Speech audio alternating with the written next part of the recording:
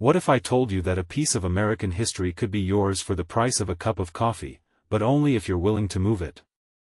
That's exactly what's happening in Bath, Maine, where a 1900s-era mansion is being sold for $1. But with a catch so wild it feels like a plot from a movie. Let me break this down for you. This isn't just any old house, it's the Deering house, once home to Gardiner G. Deering, a shipbuilder who helped turn Bath into the city of ships. Now, it's sitting on a corporate campus, waiting for someone to rescue it before it gets bulldozed. But here's the kicker, the buyer has to move the entire thing to a new location by 2027. And no, this isn't a typo. You read that right. Moving a house that's over a century old, with all its original bones, is not just possible, it's already been done, albeit at a steep price. Personally, I think this situation is a masterclass in how history and modernity collide.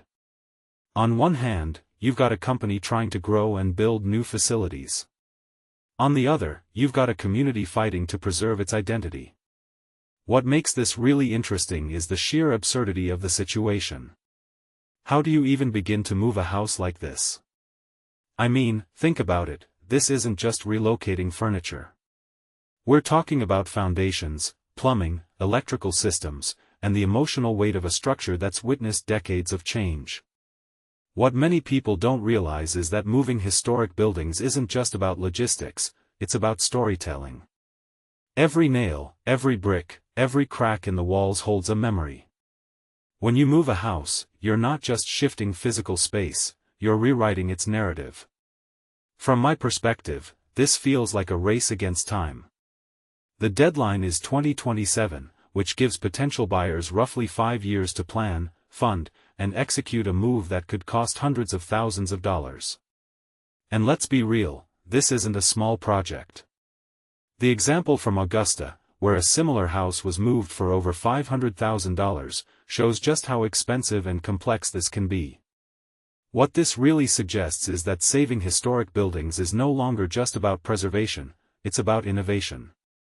How do you balance the need for progress with the desire to hold on to the past? I find it fascinating that a company like General Dynamics, which builds ships, is now playing the role of a reluctant guardian of history. It's like they're saying, we respect our roots, but we also need to sail forward. But here's the deeper question, what does it mean for a community when its history becomes a commodity? The Deering house isn't just a house, it's a symbol. If no one steps up, it's not just a building that disappears, it's a chapter of Bath's story that gets erased. And yet, there's hope.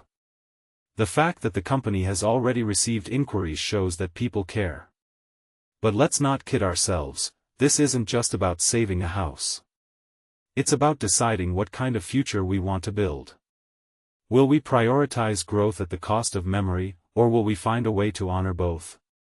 I'll leave you with this, if you had the chance to save a piece of history, would you take it? And if you did, how would you make sure it survives for the next century?